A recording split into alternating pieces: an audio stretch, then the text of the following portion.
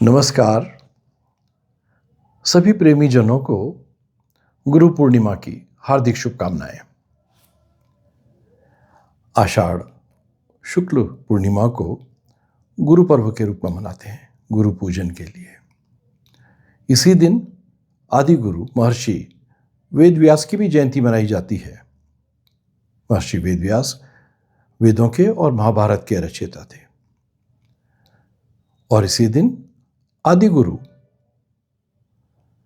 आदि योगी सदाशिव ने सप्त ऋषियों को योग की शिक्षा दी थी। और यही वो तिथि थी जब भगवान बुद्ध ने सारनाथ में अपना पहला प्रवचन दिया था। निसंदेह अद्भुत तिथि है ये। और हम भी सब अपने गुरु का पूजन करेंगे, उनके चरणों की वंदना करेंगे, उनसे आशीर्वाद पाएंगे। निसंदेह यह आवश्यक भी है और शुभ भी।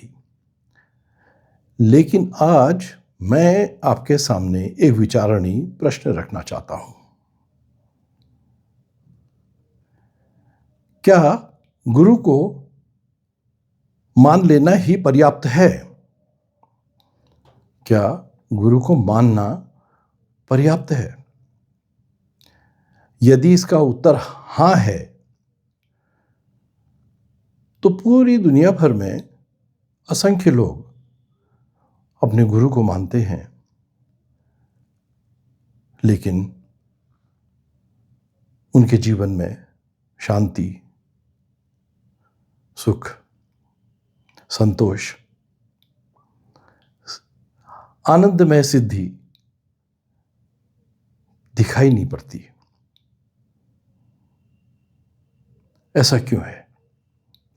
गुरु को मानते हैं, लेकिन उसका कोई ऐसा प्रभाव नहीं दिखाई देता कि सोचा जाए कि जीवन में कुछ सकारात्मक हुआ है, कोई परिवर्तन आया है। एक सूत्र को समझें कि गुरु को माने या गुरु की माने। गुरु को मानना और गुरु की मानना दोनों में अंतर है। गुरु को मानते हैं तो वो श्रद्धा है, भाव है और पूजा है। और अगर गुरु की मानते हैं तब वह एक परिवर्तन है, एक साधना है।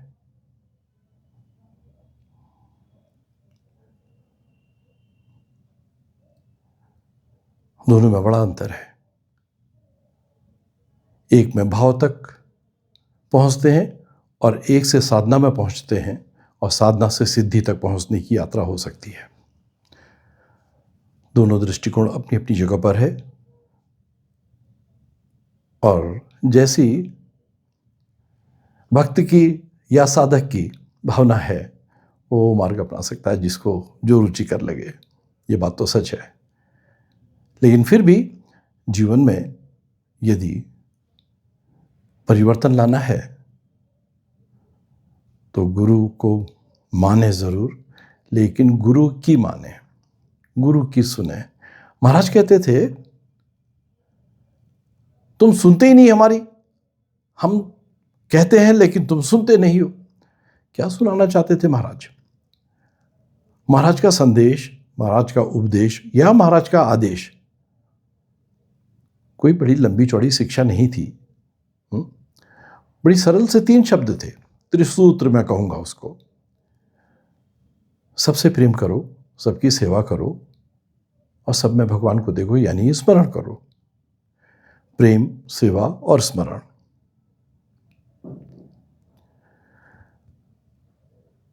और यह प्रेम, सेवा, स्मरण हनुमान जी के उसमें स्पष्ट दिखाई देता है। हनुमान भगवान राम को भगवान ही मानते थे, लेकिन उनके सेवक के रूप में थे। उनकी बात मानते थे। भगवान राम ने कहा कि सीता की खोज करो, उन्होंने कोई तर्क नहीं करा, कोई बहाना नहीं बनाया, बस सेवा में जुट गए। वो भक्ति थी, समर्पित भक्ति। और हनुमान जी भक्ति का प्रतीक ही बन गए।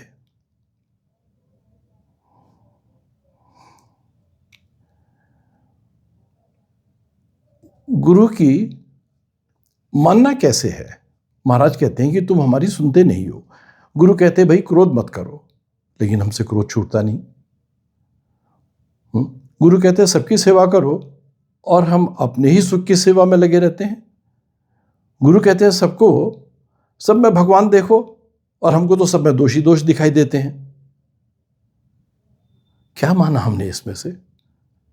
महाराज ने कोई बहुत बड़ी चुनौती तो सामने नहीं रखी, कोई कठिन साधना तो सामने नहीं रखी, और ये छोटा सा सूत्र जो कि हनुमान जी के जीवन से स्पष्ट होता है बिल्कुल। अतुलित बलधामम ज्ञानी नामाग्रगण्यम बुद्धिमता वरिष्ठम। हनुमान जी बल है, बुद्धि है, ज्ञान है, सब कुछ है, लेकिन सबसे बड़ा भाव मैं को भूलने का है। उनको अपनी सुधि नहीं रहती है, याद दिलाना पड़ता है उनको। जामवंत याद दिलाते हैं, यह है स्मरण, स्मरण में खोए हुए हैं। हनुमान जी को विस्मृति नहीं हो गई है, स्मरण में खोए हुए हैं। लेकिन जब जरूरत पड़ती है तब तीनों का ही प्रयोग करते दिखाई देते हैं, बल का भी, बुद्धि का भी, ज्ञान का भी, और भरपूर। यह सेवा है कि जो वो पूरी करते हैं हर स्थिति में। गुरु पूर्णिमा में जहां गुरु का पूजन है, तो आप इसको अपनी वार्षिक परीक्षा के रूप में भी देखिए। कैसी वार्षिक परीक्षा? क्योंकि ये वर्ष में एक बार आती है गुरु पूर्णिमा। अगर गुरु के पूजन तक ही अपने को सीमित कर दें तो बात आई और गई हो गई। लेकिन अगर इसको एक परीक्षा के रूप में देखें, अपना लेखा जोखा देखें कि गुरु के शिक्षा को, गुरु के आदेश को, गुरु के उपदेश को मैंने अपने जीवन में साल भर में उतारा कितना है, मेरा हृदय कितना प्रेममय हुआ, क्या उसमें कोई बड़ी उत्तरी हुई? मेरी सेवा में, निस्वार्थ सेवा में कोई बढ़ोतरी हुई? मेरा स्मरण गहन हुआ? यदि इसका उत्तर हाँ है तो निसंदेह गुरु की कृपा आपके भीतर चल रही है। और अगर आप अपने प्रति ईमानदार होते हैं और उत्तर संशय में जाता है, यह नकारात्मक है कि नहीं और कुछ नहीं हुआ, तो फिर अभी समझ लेने की जैसी बात है कि आप गुरु को तो मानते हैं, इसमें कोई संदेह नहीं, लेकिन शायद गुरु की नहीं मान रहे हैं अभी।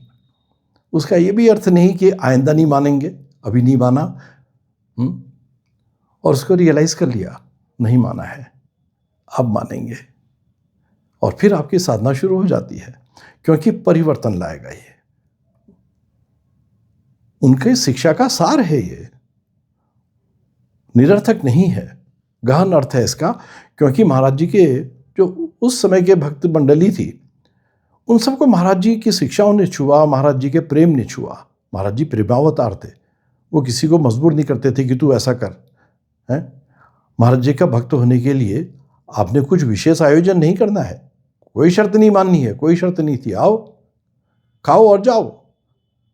जाओ किस लिए? ताकि तुम जारी रख सको जो प्रेम यहाँ पर देख रहे हो, जो सेवा यहाँ पर देख रहे हो भंडारी की, और जो स्मरण देख रहे हो, उसको अपने जीवन में उतारो।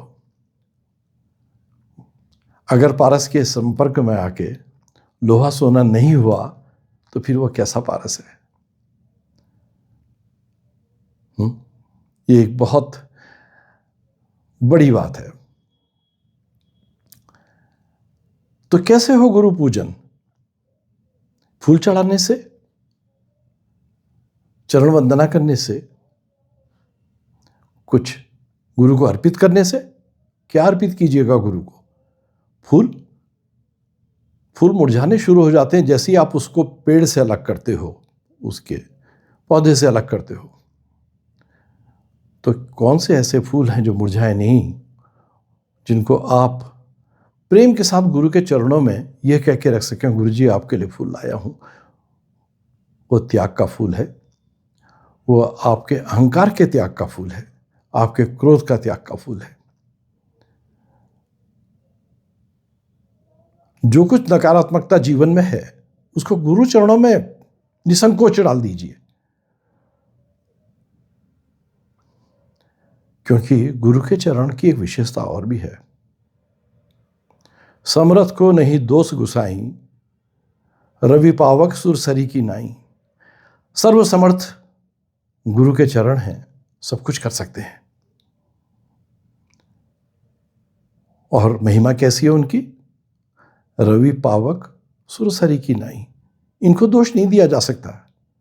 सूर्य को वो सबको प्रकाशित करता है, जिसको नहीं भी प्रकाशित करना है उसको भी प्रकाशित करता है, कोई भेदभाव नहीं है।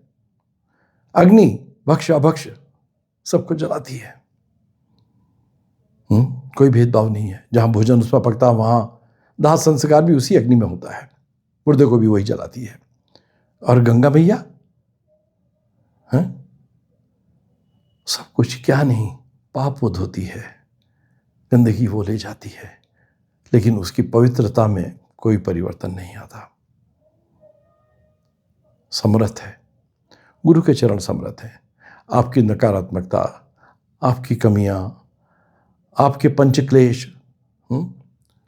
काम क्रोध लोभ मोह, ये सब कुछ जो नकारात्मकता है गुरु के चरणों में चढ़ाइए ना। गुरु पूर्णिमा के दिन गुरु की सच्ची पूजा होगी, गुरु को सच्चा अर्पण होगा। और एक छोटी सी प्रार्थना करें।